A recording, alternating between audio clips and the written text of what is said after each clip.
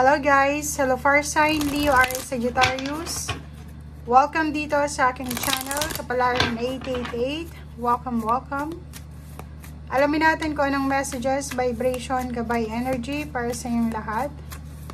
Kay general reading, so pwede kang makaresonate. Gamitin mo ang iyong intuition sa panonood.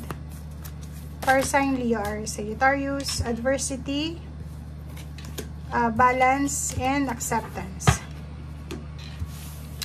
Okay, fire sign Leo, Aries, Sagittarius. Sa araw na ito, ano man itong posibleng nangyayari sa buhay mo, sinasabi ng barahan na kailangan ng acceptance dito. Kailangan mong tanggapin ano man ang mga challenges kasi may lesson na dala-dala kung ano man itong mga challenges na to. Okay? Kailangan mo din ng balanse sa lahat ng mga ginagawa mo. And sa acceptance na gagawin mo, dito sa acceptance na to, isipin mo na mahirap tong gawin lalo na kung hindi ka sanay. But sinasabi ng baraser dito, fire sign Leo, Aries, Sagittarius, na tanggapin mo kung ano yung nangyayari. And isipin mo na lahat ng nangyayari dito sa mundo ay may dahilan. 'Di ba? Hindi naman yan mangyayari ng walang dahilan.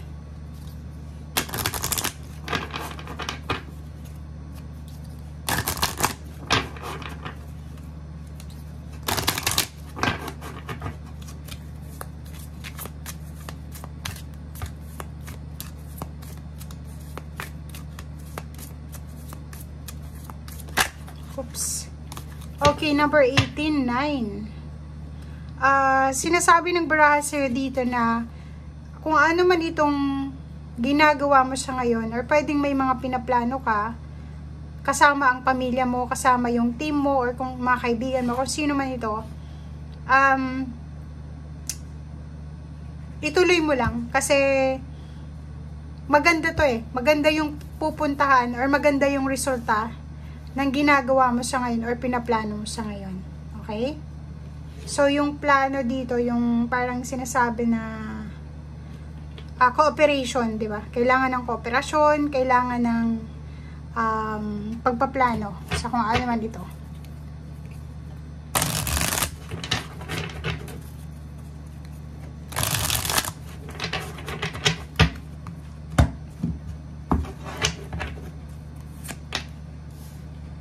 Yun. So, kung halimbawa naghihintay ka, may hinihintay ka fire sign Leo, Aries, Sagittarius, ang dami mong plano, ang dami mong gustong gawin, ang dami mong gustong subukan, be patient. Yun yung sabi ng baraha, be patient and take care of your body, take care of your thoughts, take care of your emotion, lalo na sa ngayon. Kasi, sinasabi ng baraha sa'yo dito na may mga sitwasyon sa buhay mo na mahirap tanggapin. May mga parang tawag dito, may mga pagbabago, lalo na challenges na nahihirapan kang tanggapin. So, kailangan mo dito ng acceptance talaga. Kailangan mo dito ng, anong tawag dyan? Nakalimutan ko na yung tawag. Okay, so, ano man ito na hinihintay mo, ano man itong pangarap mo para sa pamilya mo, para sa sarili mo, huwag kang mag-alala. Be hopeful. Trabaho lang ng trabaho. Work hard.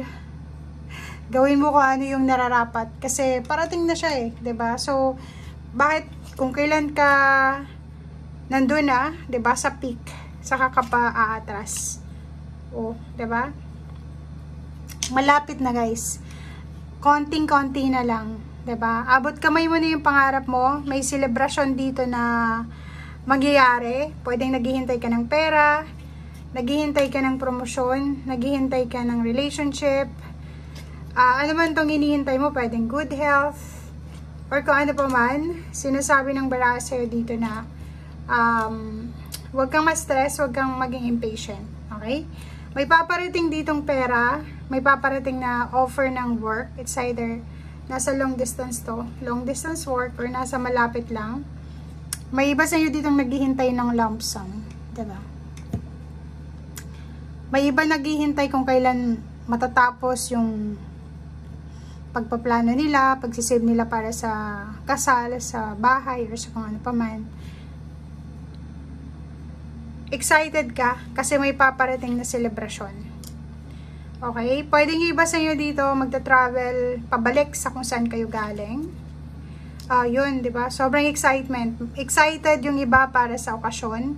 Excited yung iba para sa reunion, sa pagbabalik sa nakaraan. And nakikita ko sir dito na sobra-sobra kang motivated, determinado ka sa kung ano man tong pinaplano mo talaga. Ang dami yung plano. Okay? Lump sum of money. Pwedeng sobra-sobra kang workaholic. Sobra kang nagtatrabaho, sobra kang hardworking kasi nag-expect ka ng malaking sweldo, nag-expect ka ng malaking halagang pera, nag-expect ka ng stability and balance and prosperity sa usaping pera. And gusto mo din makaipon ng pera. So, comment down below if mayroon ditong resonated dito. Kasi kung makikita mo, ngayong araw na ito ay sobra kang nagtatrabaho or pwedeng sobrang pag-iipon, sobrang pagtitipid yung ginagawa mo. Kasi gusto mong makaipon ng pera, gusto mong magkaroon ng malaking halagang pera, gusto mong magkaroon ng savings, parang ganon. So, sabi sa'yo dito ng baraha, may choice ka naman talaga. Nasa yung mga kamay kung ano yung gusto mong mangyari sa buhay mo. Okay? So, yun. May choice ka daw na makaalis sa problema mo pinansyal.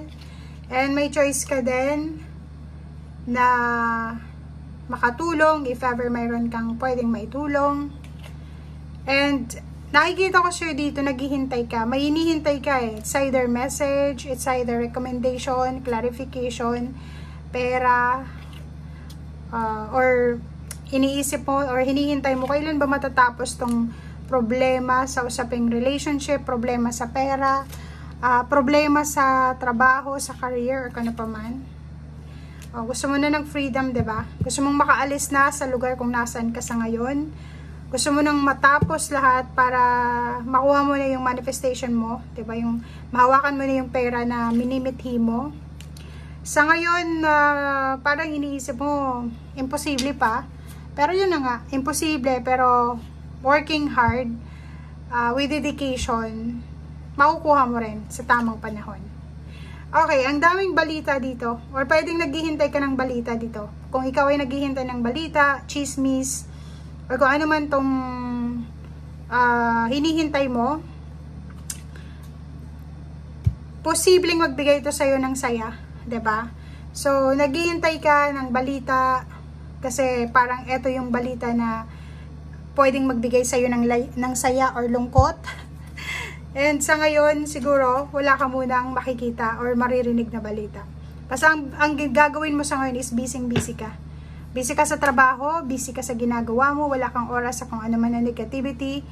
Dahil focus ka na kumita ng pera, makaipon, or makuha mo yung kung ano yung gusto mo. Okay? Thank you guys. Bye!